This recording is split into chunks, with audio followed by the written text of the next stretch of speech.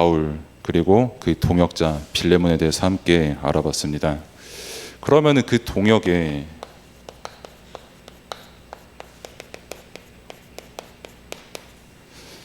본질은 그럼 무엇이냐라고 했을 때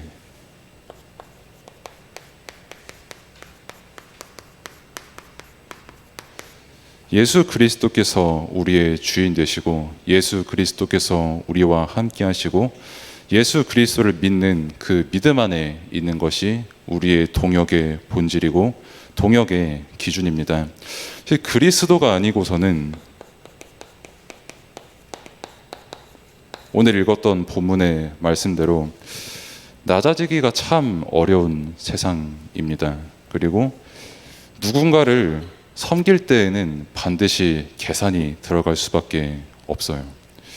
방금도 이제 우리가 한 15분이라는 대장정 시간을 걸쳐서 청소를 했습니다. 이제 물걸레를 해서 이제 미는 분도 계셨고, 손걸레로 이제 의자를 닦는 분도 계셨고, 그리고 이제 그 외에도 여러 가지 뭐 물건을 다시 정리하고 또 이것저것 옮기시는 분도 계셨고, 그런 헌신들 속에서 15분이라는 시간조차도요, 정말 우리가 복음 안에서가 아니라 일반 어떤 일하는 데에서, 뭐 특히 가정에서 사실 그게 제일 심하죠. 내가 지금 청소하는데 방구석에서 뭐 하고 있냐, 밥도 제대로 안 먹어, 청소도 제대로 안 해, 나는 청소하고 있는데 이 사람 놀고 있어 하면은 그만큼 억울한 게 없거든요. 엄청 계산의 영역입니다. 15분 동안 청소하는 것도 크게 상처로 주고받을 수가 있을 만큼 세상은 동역하는 게 너무 어려운 세상입니다. 사실 그래서 우리가 늘 기도를 할 때 세트죠. 성령 충만과 오력 충만, 반드시 둘이 같이 붙입니다. 성령의 충만하고 그리고 이제 오력의 충만을 달라. 그리고 그 오력은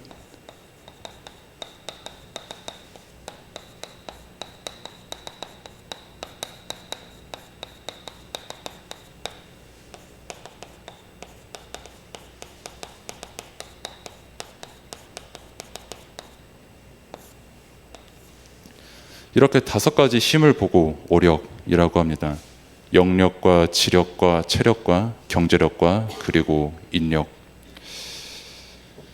그래서 늘 오력 충만을 달라고, 특히 이제 제가 이제 앞에서 기도를 거의 3년 가까이를 했죠. 이제 3년 동안 한 번도 빠지지 않고 늘 성령 충만과 오력 충만을 두고 기도하니까 이제 그런 생각이 드실 수 있겠다라는 생각을 제가 해봤어요. 지겹다. 좀 다른 거 좀 달라고 기도하면 안 되냐? 왜 맨날 성충호충 벌레도 아니고 계속 성령 충만, 충만 달라고 하냐? 라고 하는데, 이 오력의 충만함이 없으면은 우리 단 하루도 온전히 살아갈 수가 없습니다. 반드시 오력이 충만해야 우리가 뭐 잘 먹고 잘 사는 이게 중요한 게 아니라 하나님께서 우리에게 맡기신 그 일을 우리가 은혜 속에서 감당할 수 있는 겁니다. 근데 그 중에 이제 특히 이제 기도를 놓치기 쉬운 부분이 이 부분이죠. 뭐 이전에 성령의 충만함을 달라고 기도하면서요. 성령 충만도 사실 많은 오해를 할 수가 있거든요. 잘못하면. 아니 뭐 무슨 내가 맨날 집에 있는데 성령 충만이 필요합니까? 라고 할 수 있는데, 집에 있기 때문에 성령 충만이 반드시 필요한 겁니다. 하나님 안에 있는 모든 분들은요. 아니 나는 까놓고 말해서 뭐 방학 중에 있는 뭐 학생이다, 백수다, 맨날 집에서 밥이나 축 내고 심심하면 화장실 들어간다, 이런 백수가 무슨 성령 충만이 필요하겠습니까? 라고 할 수 있는데, 그 백수만큼 성령 충만이 필요한 시간표가 없어요. 그 복음 안에서 모든 것을 새롭게 볼 수 있는 시간표거든요. 복음 안에서 나를 새롭게 돌아볼 수 있는 시간표거든요. 진짜 그 복음 안에서 오력 충만함의 은혜와 응답을 누리며 내가 누군지, 이 집은 누가 진짜 주인인지, 현장에서 어떤 답이 정말 필요한지 돌아볼 수 있는 시간이거든요. 24시간이 되면 너무나도 은혜스럽겠습니다만, 단 한순간이라도 그 성령의 충만한 시간을 놓고 기도하고 진짜 그 성령의 충만함이 임하는 시간이 있으면 내가 집에서 무엇을 하고 있든지 간에 뭐 설거지를 하고 뭐 청소기로 청소를 하고 뭐 아니면 그냥 밥 먹고 조용히 유튜브 보고 있고 뭘 하고 있든지 간에 성령의 충만하면 일단 내가 살아납니다. 그리고 반드시 오력의 충만함을 통해서 하나님께서 주시는 오력을 통해서 나의 만남과 현장이 살아날 수밖에 없게 되는 겁니다. 제가 말하는 게 아니라 성경에서 약속한 내용입니다. 아무튼 그 오력의 끄트머리에 있는 게 인력이거든요. 그러니까 뭐 기도할 때 이제 보통 악센트를 여기에 많이 두죠. 힘이 여기에 많이 실립니다. 막 영력 충만, 뭐 성력 충만, 으아 하면서 기도하다가 그 다음에 이어지는 지력까지는 뭐 영력 지력 뭐 비슷한 느낌이니까 지력 충만하다가 체력 충만쯤에서 이제 슬슬 떨어지다가 경제력은 왜 갑자기 돈 얘기지 하다가 뭐 인력은 뭐 그냥 영력 충만이나 주세요 뭐 이렇게 기도하거든요. 근데 사실 인력 충만 굉장히 중요합니다. 오력은 뭐 하나 없어도 되고 뭐 경제력은 뭐 다른 분이 받으시면 되고 뭐 나는 다른 거 충만할래 이런 오력 충만함이 아니라 우리 모두 다 같이 함께 받아야 되는 또 하나님께서 주기로 약속하신 오력의 충만함입니다. 제가 그 근처에 편의점에를 갔어요. 사실대로 말하면 좀 갑자기 음료수가 땡겨가지고요. 단 음료수. 저 잘 사 마시고 왔는데 되게 코로나 때 이제 뭐랄까 그 투명 칸막이를 되게 편의점 계산대에 많이 놨잖아요. 서로 들숨날숨 서로 하지 말라. 서로 침 튀기지 말라. 접촉하지 말라는 그 의미에서 차단막을 설치를 했고 아직 그 차단막을 철거하자는 편의점들도 생각보다 지금 꽤 됩니다. 아무튼 그 차단막이 이렇게 있는데 뭐 그분 계산하시는 분 계산하시는 중에 제가 차단막에 어떤 글이 있는데 그걸 봤어요. 제발 담배 살 때, 술 살 때 신분증 제시해라. 내가 그 당신들 얼굴 수백 명 어떻게 얼굴 그거 다 외우냐. 모른다. 그러니까 제발 신분증 좀 꼭 제시 좀 해라. 그 다음에 이제 욕도 썼어요. 편의점인데 그 17과 19 사이에 있는 그 숫자랑 비슷한 발음의 욕. 그 10 모시기에 그 욕을 쓰면서 정부가 이렇게 하라는데 내가 뭐 어떻게 하라고 나보고 뭐 어쩌라고 날 잡아간다. 너희들은 뭐 그냥 10만 원 벌금을 그치면 나는 수백만 원 물어야 된다 하면서 장문의 글이 쭈쭈쭈 이렇게 써 있더라고요. 각인 전쟁이죠 어떻게 보면 그것도. 뭐 아무튼 그렇게 글이 써 있는 게 사실 기분이 좋지는 않거든요. 일반적으로 욕까지 써 있으니까요. 그리고 간혹 가다가 이제 난 욕 먹어서 너무 기분 좋아하면 그 옆에서 잘 돌봐주시면 되고요. 아무튼 그렇게 욕의 그 문장이 써 있으면은 기분이 썩 좋지는 않아요. 근데 또 저는 반대로 생각을 해본 게 왜 그러면은 이분은 이런 글을 쓸 수밖에 없었을까라고 했을 때 한마디로 인력이 있고 사실 인간관계죠. 인간관계가 힘들어서 그래요. 힘든 겁니다. 신분증 좀 주세요 하면은 주면 되거든요. 나 안 줘요. 나 없는데 안 가져왔는데 하고 그냥 주세요 하는 그게 뭐 한두 분도 좀 스트레스를 줄 수 있지만 한 10분만 돼도 그 스트레스가 10배가 되잖아요. 그냥 산술적으로 보면. 그게 그분에게 너무 힘든 겁니다. 그 신분증을 안 주는 그 사소한 일 하나가 그분의 인력에 있어서 굉장히 차질을 주는 거예요. 같이 죽을 수밖에 없는 겁니다. 인간관계가 너무 힘들어요. 뭐 사실 제가 뭐 간혹 가다가 이제 아는 분들, 뭐 신학생도 있을 것이고, 뭐 불신자도 있을 것이고, 뭐 여러분도 계실 거겠지만은 힘들다라고 하는 그 말을 들었을 때에 그 내용을 들어보면은 10가지면은 진짜 못해도 9가지는 사실 이겁니다. 인간관계가 너무 힘들어요. 달라고 하면은 주는 신분증을 안 주는 게 너무 힘든 겁니다. 그럼 그 사람은 왜 안 주겠습니까? 몰라요. 저는 담배를 안 사봐가지고. 술은 맨 처음 샀을 때 굳이 신분증 제시를 안 하더라고요. 제 얼굴이 들어가서 그런지 모르겠는데 좀 오래전 일입니다만 아무튼 담배는 사본 적이 없어가지고 모릅니다만 그냥 주면 되거든요. 그분 입장에서는. 근데 안 줘요. 그냥 챙겨가기가 귀찮은 거예요. 그리고 그만큼 내가 그 사람에게 친절을 베풀 인력이 없는 겁니다. 그분에게도 사실상.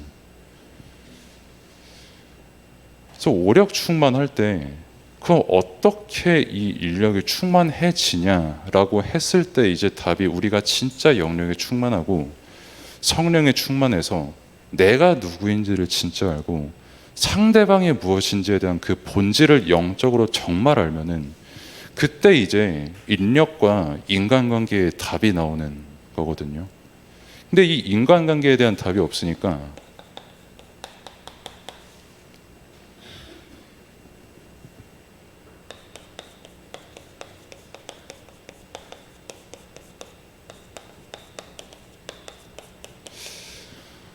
사람들의 관심사가 어디에 있냐면 특히 많은 사람들이 말 그대로 관심 받는 거에 있습니다. 그냥 누군가가 나를 알아주고 누군가 나를 그냥 좋아해 줬으면 좋겠어요. 그거에 엄청 위로받고 그거에 엄청 낙심합니다. 생각보다. 생각 이상으로 사람들이 인력이 없어요. 내 감정대로 사람 대하는 걸 너무 좋아하고요. 상대방 존중하는 것보다 내 마음대로 하는 걸 훨씬 편해하고 좋아합니다. 특히 운전하신 분들은 정말 너무 잘 아시겠지만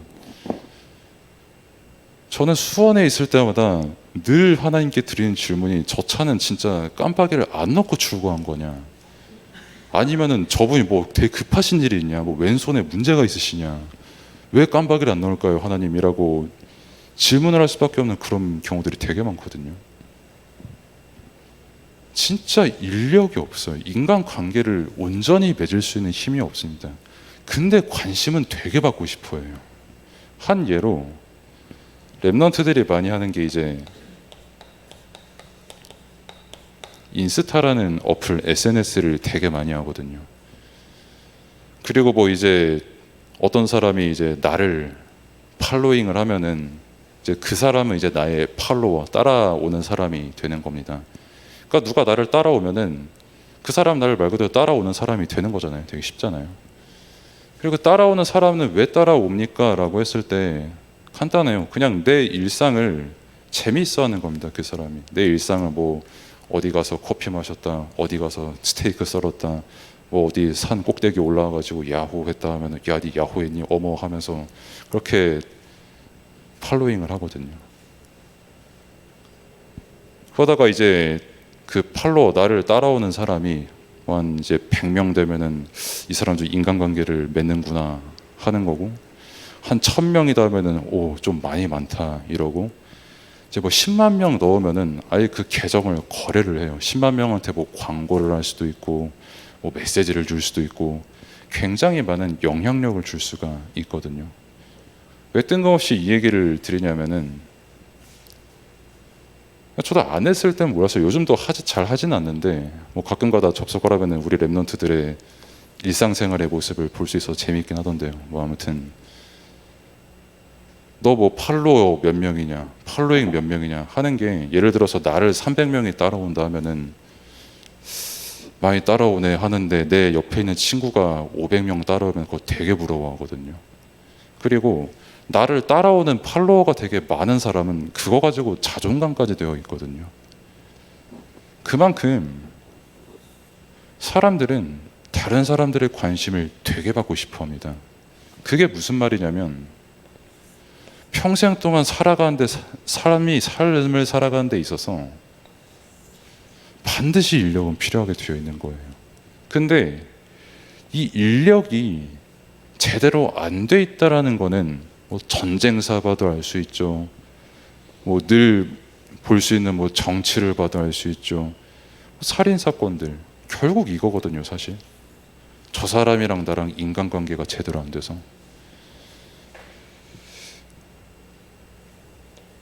그 사람들의 관심이 그러면은 이 인스타 가지고 막 서로 막 관심을 주고받고 하는데 그 내용이 뭐냐면 사실 다 의식주의입니다.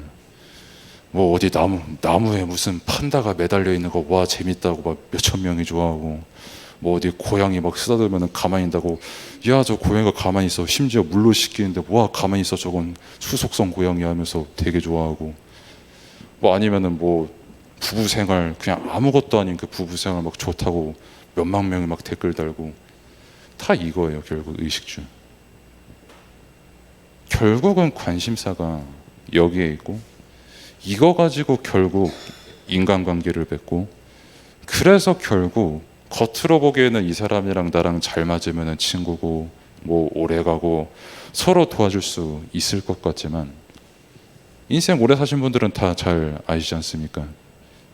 진짜 많은 걸 나눌 수 있는 친구 3명 이상 가지기 생각보다 굉장히 어렵습니다. 그만큼 사람들이 인력이 없어요. 인간관계를 온전히 가질 수 있는 힘이 없습니다. 사람들의 관심은 근데 계속 여기에만 있어요. 그러니까 답이 없는 겁니다. 결국 눈에 보이는 것 가지고 이 사람 평가하니까요. 저 사람은 저렇게 이쁘고 잘나는데 나는 왜 이거밖에 안 될까, 나도 팔로워 더 늘릴 거 하면서 결국은 그 정도 수준의 관심밖에 못 가지니까요. 제가 그 비전센터에 오늘도 갔거든요. 그래서 메시지 전하고 이제 나오는 길에 이삭이랑 세준이가 저한테 그렇게 물어봐요. 주목님, 왜 사단이랑 마귀는 똑같은 존재인데 이름이 달라요? 라고 저한테 그렇게 물어보더라고요. 엄청 놀랍지 않습니까? 이제 초등학교 4학년, 3학년인데 그 수없이 많은 사람들 여기에 관심 가지고 있는데, 초등학생이, 랩넌트가 사단이랑 마귀가 뭐가 다르냐요. 랩넌트 생각보다 되게 똑똑합니다. 벌써 그런 거 물어볼 수 있을 만큼 영적으로 엄청 끼어 있어요. 수원에 지나가는 아이들한테 야 너 사단이랑 마귀 차이가 뭔지 알아? 라고 물어보는, 사단은 뭐고 마귀는 뭐냐라고 물어볼 확률이 굉장히 높을 거고요. 굳이 뭐 아이들이랑 비교하지 않더라도 그 랩넌트들이 평생 동안 이런 것만 봐야 되는 세상 속에서 그 질문을 한 거 진짜 놀랍지 않습니까? 영적인 거를 물어보는 게.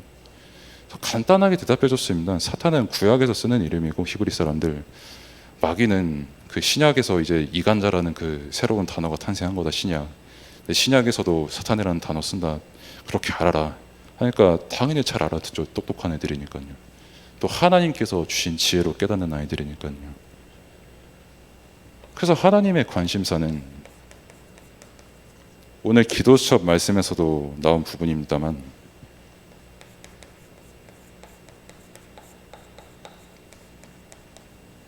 세 가지 뜰에 있습니다. 사실 그리고 특히 유대인을 대표로 우리가 말씀을 드릴 수 있겠습니다만, 유대인이 가장 놓친 부분이 이 부분이에요. 237? 우리 민족만 잘 되면 되지 무슨 237이냐. 뭐 치유? 율법 잘 지키는 게 치유지, 뭐 저거 치유 대상자들, 저건 그냥 지가 죄를 지었든 부모가 죄를 지었든 뭐 누가 죄를 지었으니까 뭐 죽어 마땅하지, 뭐 알바냐 이거고요. 그리고 뭐 서밋, 그러니까 후대. 그 예수님 십자가에 못 박을 때 그 피값 후대에게 돌리라고 할 만큼 진짜 후대에 대해서 무지했던 사람 유대인이었거든요. 그렇게 많은 거 가지고 있고, 어마어마한 성전, 헤롯 성전 결국 지었잖아요. 세 가지 뜰을 진짜 237 살릴 이유 놓치고, 진짜 치유가 뭔지를 놓치고, 율법에 안 사로잡혀서, 그리고 후대 놓치고 자기들 거룩하게 사는 거에만 관심이 쏠려 있으니까요. 결국 지은 게 헤롯 성전이거든요. 화려한 거, 신비주의, 인본주의 가득한 그 성전. 결국 예수님께서 무너지겠다고 분명히 약속하셨고, 절대 회복 안 된다고 약속하셨고, 지금도 회복 안 되고 있습니다. 앞으로 회복 안 될 겁니다. 말씀에서 그렇게 선언하셨기 때문에. 그러면은 우리는 그러면 세 가지 뜰, 237.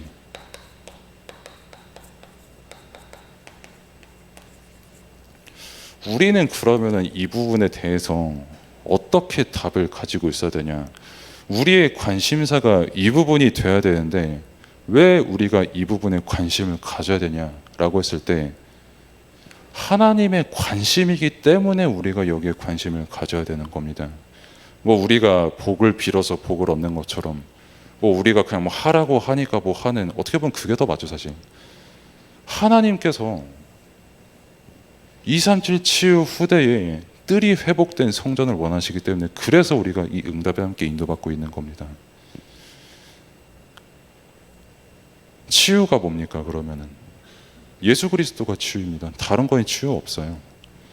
내가 진짜 평생 동안 죄 속에서 빠져서 죽을 수밖에 없는 나를 단번에 구원하신 그리스도, 평생 동안 사단과 마귀와 저주 재앙에 매어서 살 수밖에 없는 나를 단번에 흑암 세력 완전히 무릎 꿇리신 예수 그리스도, 평생 동안 하나님 떠나서 죽은 영혼으로 살아갈 수밖에 없는 나에게 하나님 만나는 길 여시고 영원한 생명 되신 예수 그리스도, 그분이 함께 하시는 게 치유지 뭐가 다른 게 치유입니까? 뭐 헤롯 성전 지은 그분들처럼, 아니면은 뭐 오늘날의 다른 신비 따라가신 분들처럼, 뭐 눈에 보이는 그게 치유입니까? 뭐 갑자기 팔을 움직일 수 없는 분이 팔을 움직일 수 있으면은 그게 뭐 치유입니까?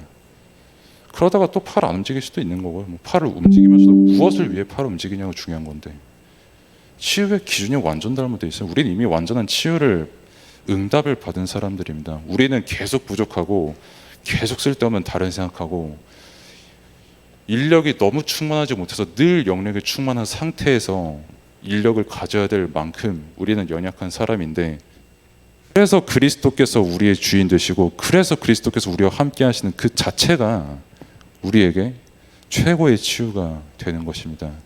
그리고 후대도 뭐 다른 게 있습니까? 뭐 후대도 그렇게 생각할 수가 있어요.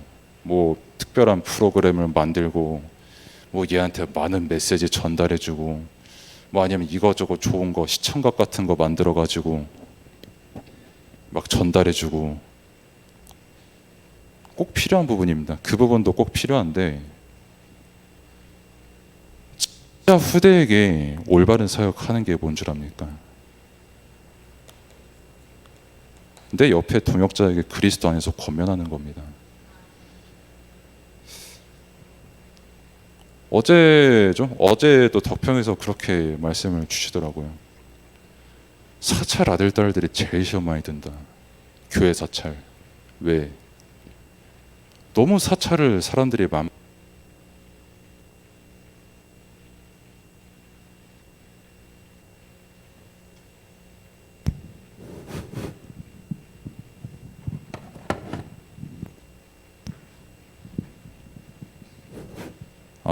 네.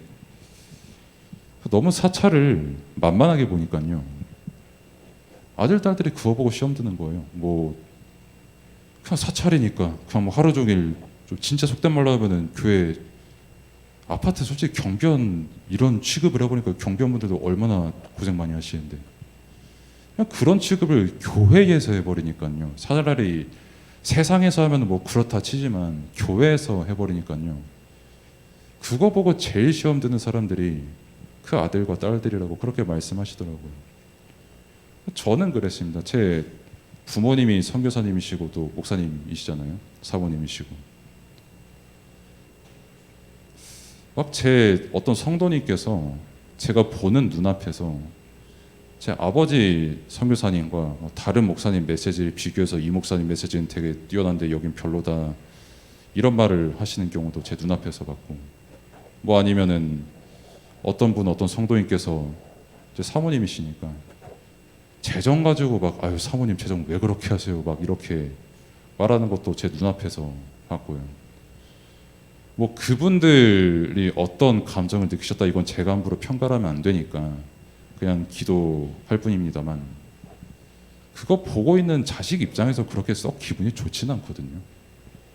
그럼 사실 저만 그러겠습니까? 그 부분에 대해서 다 똑같습니다. 직분들이 다 있으시잖아요. 평신도도 직분이잖아요. 사실 다 직분을 가지고 계시고 그 자리에서 섬기고 계신데, 만약에 내가 여기서 오는 이 인력이 아니라 여기서 오는 그 인간관계 가지고 내 옆에 있는 동역자, 내 옆에 있는 성도님한테 얘기를 한다? 그분도 공격을 당하지만 그걸 보는 자녀들이 있거든요. 후대에게 사역하는 거 다른 거 아닙니다. 내가 내 옆에 동역자한테 복음 전하는 거예요. 복음 안에서 권면하는 겁니다. 그거 제대로 안 되면서 막 이거저거 만들고 꾸미고 여러 가지 만들어내고 하면은 후대 골병듭니다. 진짜. 우리가 진짜 후대한테 뭘 전달해야겠습니까? 화려한 거 전달하라는 게 아니에요.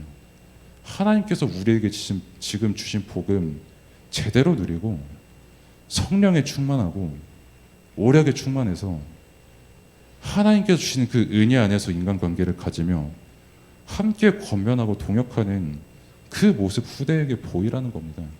그 후대는 그거 보고 살아날 수밖에 없어요.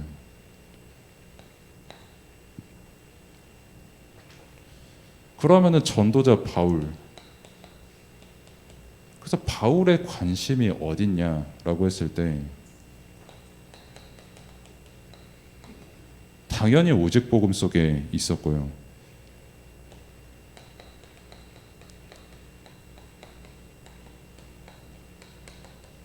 그래서 바울이 이걸 알았던 거예요.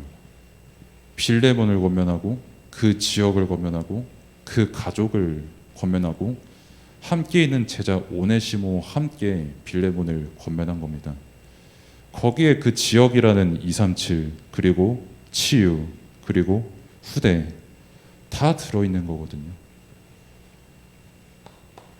그래서 진짜 동역은 다른 게 아닙니다. 내가 진짜 오직 예수 그리스도 온전히 누리고 함께 있는 사람과 이 예수 그리스도를 누리는 그것을 보고 우리는 동역이다 라고 하는 겁니다. 특별히 그 동역이 아니면 진짜 우리가 후대에게 뭘 전달해야겠습니까? 그 후대에게. 물론 하나님께서 지나고 보면은 그것도 하나님의 은혜고 그것에 속지 않을 수 있는 영적인 힘을 주실 만큼 그걸 제가 고백할 수 있을 만큼 저를 은혜로 인도하신 건 맞습니다만, 근데 우리가 지금 해야 될 그 헌신이 뭐냐라고 했을 때 진짜 후대를 두고 하나님의 일을 해야 되는데 그게 뭐냐라고 했을 때 오력 충만해서 내가 지금 당장 만나고 있는 후대와 함께 동역하고 있는 모든 분들이 진짜 예수 그리스도로 더욱 충만할 수 있도록 함께 소통하는 겁니다. 그게 동역이에요. 다른 게 동역이 아니라.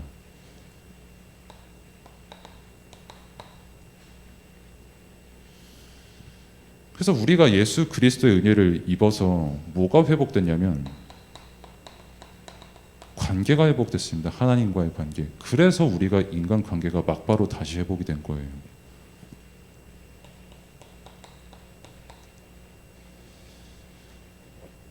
하나님 떠난 우리에게 지금 우리에게 영원한 주인 되신 그리스도십니다. 원래 내가 십자가에 못 박혀야 되거든요. 내가 못 박혀 피 흘려 죽고 내 후대도 똑같이 그렇게 죽어야 되는 하나님 떠난 죄를 지었거든요. 근데 그리스도께서 우리와 함께 십자가에 못 박히셨어요. 그래서 관계가 회복이 된 겁니다. 공짜로 회복된 것도 아니고 뭐 그냥 누가 조금 행동 잘해가지고 회복된 게 아니라 십자가에 못 박혀야 되는 거는 우리고 피 흘려야 되는 거는 우리인데 함께 십자가에 못 박히고 피 흘리셔서 우리와 함께 하시고 우리의 구원 되시고 우리의 주인 되시는 그리스도의 은혜가 있기 때문에 하나님과의 관계가 회복되고 인력이 회복된 겁니다. 이런 의미에서 우리가 진짜 성령 충만하고 영력 충만한 것이 동시에 인력 충만해질 수밖에 없는 은혜를 누리게 되는 것입니다. 그러면은 이 은혜를 믿음으로써 누릴 수 있는데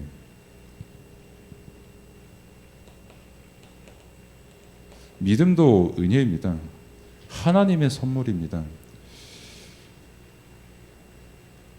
그리고 이 은혜는 하나님의 선물인과 동시에 로마서 10장 14절의 말씀대로 전하는 자가 없으면 들을 수가 없거든요.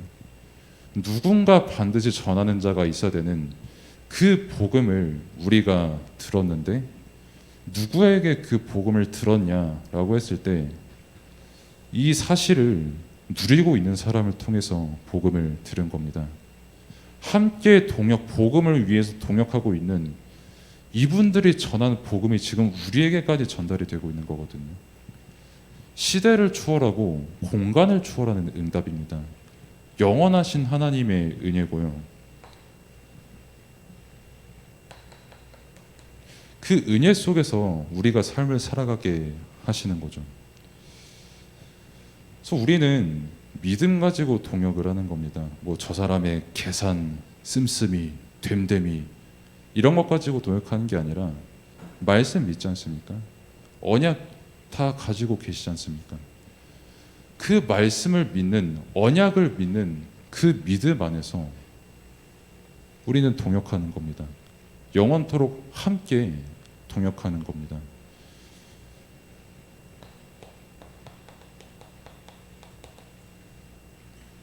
그리고 우리는 부름받은 자입니다. 우리가 세례를 받을 때 그리스도와 함께 장사되고 또 그 안에서 함께 일으키심을 받은 우리 모두가 성도거든요. 마찬가지로 우리가 동역자로 부름받은 것도 은혜로 부름받은 겁니다. 뭐 우리가 잘해가지고 우리가 노력을 해서 동역자로 부름받은 게 아니라 처음부터 어제나 오늘이나 영원토록 동일하신 그리스도께서 우리를 은혜로 부르셔서 동역자로 부르신 겁니다. 뭐 예수님께서 심심하니까 3,000년 전에 쟤 누구 좀 구원해 볼까? 뭐 아니면 4,000년 전에 얘 좀 만들어가지고 구원해 보자. 이게 아니라 처음부터 우리를 부르기로 작정하신 게 은혜예요. 처음부터, 영원 전부터 영원하신 그리스도께서 처음부터 우리를 구원하기로 작정하셨고, 그래서 우리를 실제 구원하셨고, 우리를 말씀을 믿는 믿음을 주셨고, 그 은혜의 역사를 따라 지금도 우리를 동역자로 부르시고 다른 것을 위해 살아가는 삶이 아닌 오직 복음을 위한 삶을 함께 살아가는 동역의 응답을 우리에게 허락하신 겁니다.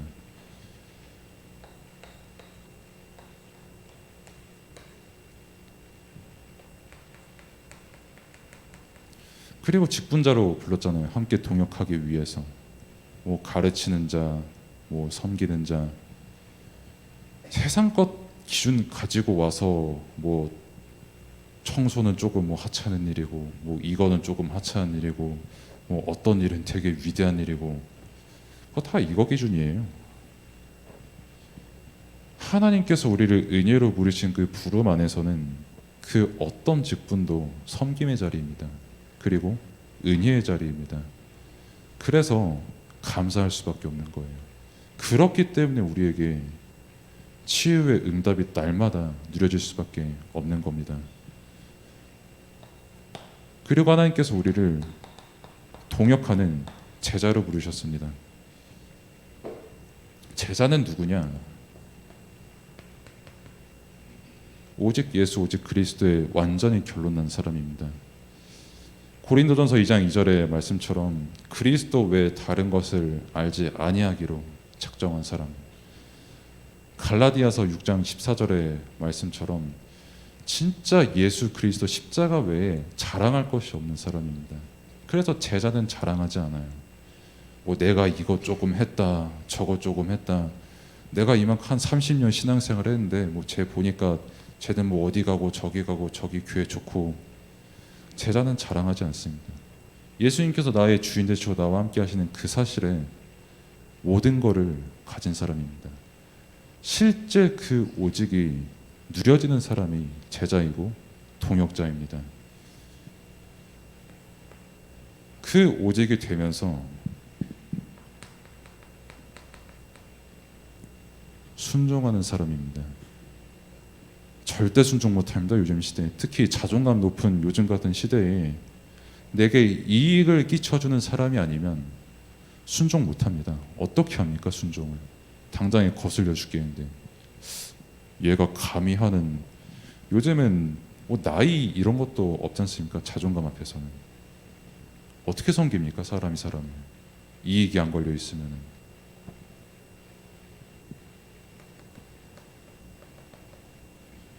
근데 우리는 믿음으로 누리고 있거든요. 그리스도께서 우리를 위해 순종하셨습니다. 그 은혜를 아는 우리입니다. 말씀을 통해 그 은혜를 깨달은 우리입니다. 그래서 내가 어느 직분을 가졌든, 내가 어느 일을 하고 있든, 어느 시간표에 있든 순종하는 그것이 그리스도를 누리는 기쁨이고, 정말 그것이 교회를 세워나가는 일이라면은 기쁨과 감사로 순종을 할 수 있는 게 그리스도의 일이고, 그게 곧 제자입니다.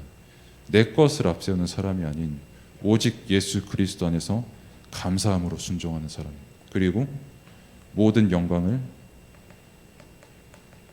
하나님께 올리는 사람이 제자입니다. 바울이 고백한 것처럼 죽는 것도 유익할 만큼 복음에 충만했거든요.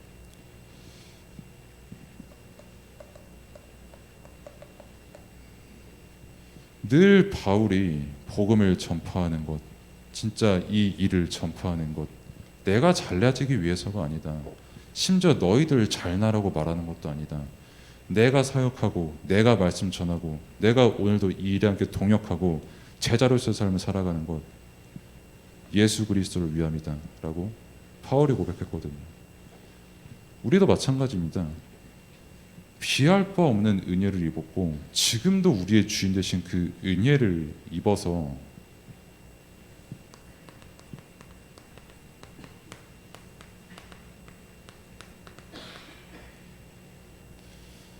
우리는 다 질그릇이거든요. 사실 그 누구도 훌륭한 사람이 단 한 사람도 없고 자랑할 게 없는 사람이에요.